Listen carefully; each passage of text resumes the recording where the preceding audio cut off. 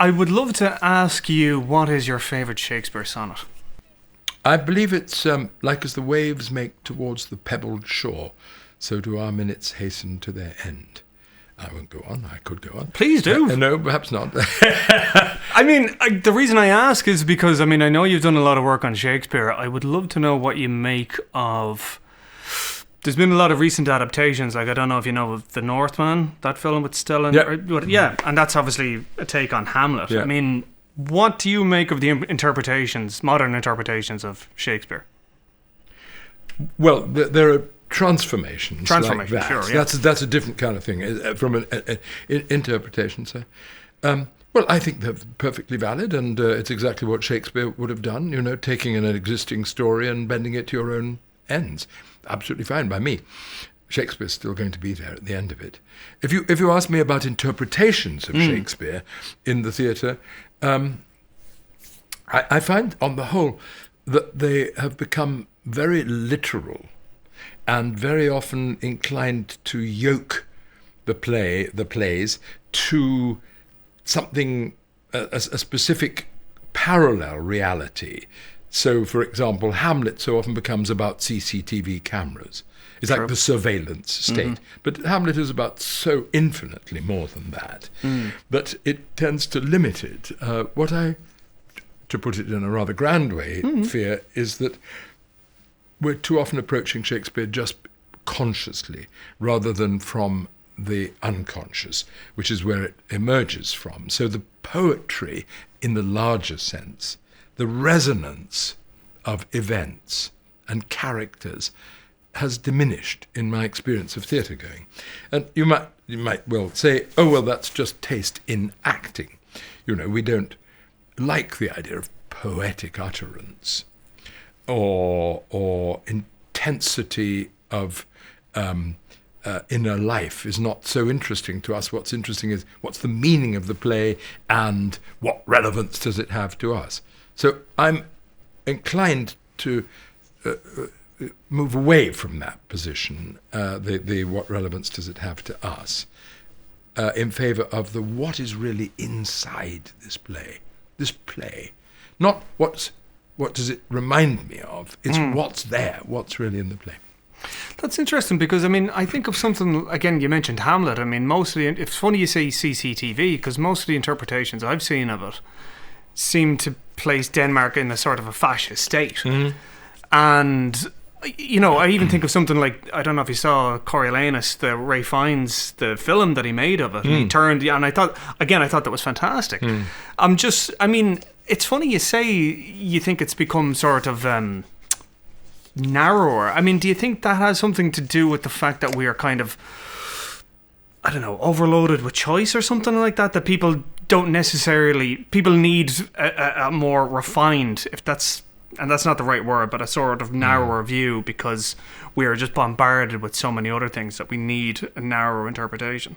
Could be. That's possible. I think that there's a general anxiety among actors, especially younger actors, about the perceived elitism of an approach which emphasizes the poetic element. The emphasis is so strongly on simply the literal events of the play. And that'll only get you so far. Otherwise, Shakespeare would have written it in prose, and it would have been have stirred us so much less. It would have been a great yarn, but Hamlet is evidently more than a great yarn. I mean, and that's it, isn't it? Like, because I think a lot of the films, they just take the structure and then just turn it into a yarn and not into the sort of the poetry of it. In terms of your own, I suppose, work and your own filmography, I've always been curious about this, especially with English actors. And I asked Charles Dance this, and he had a bit of a strange answer, but I'll pitch it to you as well. When you're playing a stereotypical English villain, what is the mindset? What is the... I mean, do you lean into it? Do you sort of embrace it? I mean, I think of something as broad as, say, Ace Ventura, for example. Where it was quite literally a colonial administrator, for example. Do you lean into it and just say, F it, I'm going to play this to the hilt? Do you try to inject some sort of realism to it? Do you become insulted by it? I mean, what do you take of it? That's a rare example. Excuse me. It's a rare example, Ace Ventura, of me playing a villain. I've played very, very few in my time. And I had to dig deep for it. That's why I had to. So it's kind of, in the context of a Jim Carrey movie, which is basically a cartoon. Oh, completely.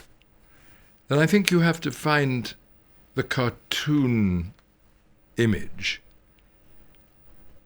but you do want to make it dangerous as well and not easily dismissed. And because that character, whatever his name was, I forget Cadby, Vincent Cadby, he's called. I assume this was a joke about Vincent Canby, who was the film critic of the New York Times.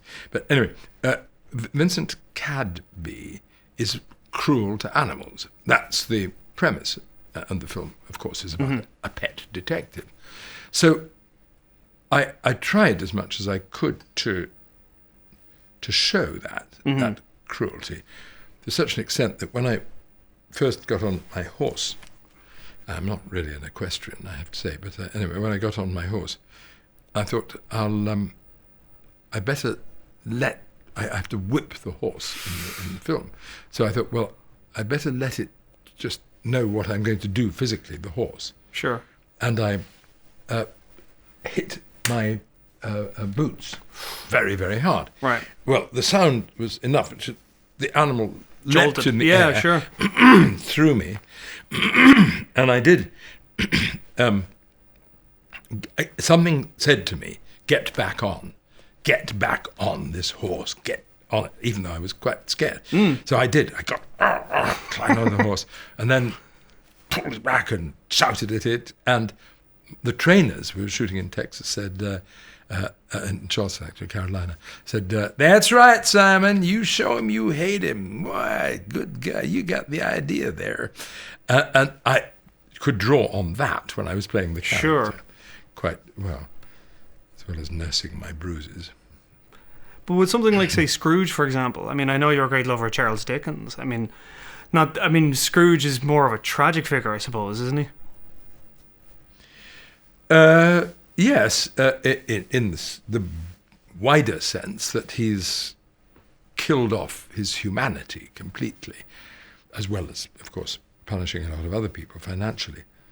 The description of Scrooge at the beginning of A Christmas Carol is phenomenal, and you desperately want to be able to do that. It's I can't remember the exact words now, but it's about how even the snow and the ice weren't as cold as Scrooge was. It turns him into an elemental figure. The rest of the book doesn't quite follow through with that, but I think it's very important when you play a character like that to try to get an essence of the way he's described, to get a feeling that he's now no longer human. He's so cold and dead inside. That's a wonderful challenge to the imagination, and I love to find things like that in performances if I can. Do you, with these kind of roles, I would imagine something like Scrooge must be physically exhausting to go to that sort of extremes, or do you find that invigorating? I know some actors love that. It's a curious thing.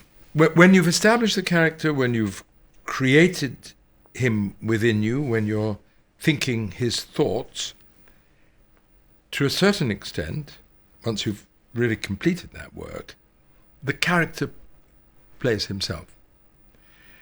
It's like riding a horse again.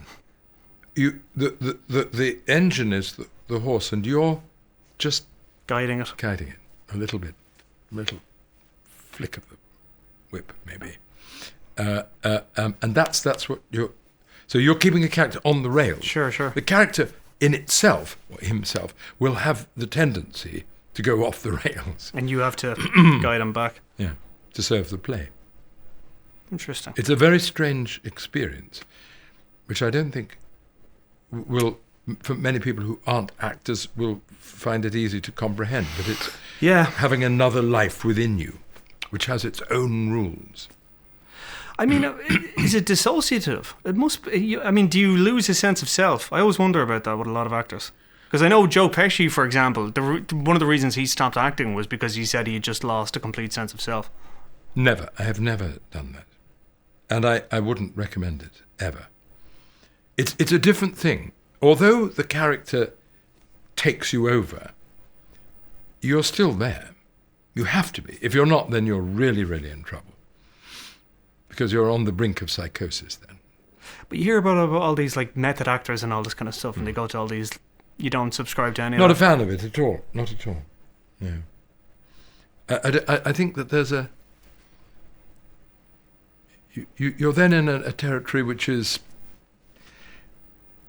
Close to madness, I would That's think. what I mean. Yeah. That's where the psychosis is lodging. And it's not... First of all, it's impossible to repeat that. So that can only ever happen on film. Mm. But secondly, I think it's... Because it's not been mediated by artistry of some kind, it's like just raw material, which is, we're artists. Therefore, we... Sculpt. Yeah, we shape things. That's what we're supposed to do. On that note, we'll leave it there. Thank you. Thank you. Thank Appreciate you for that very probing much. questions about anything goes. I'm very grateful.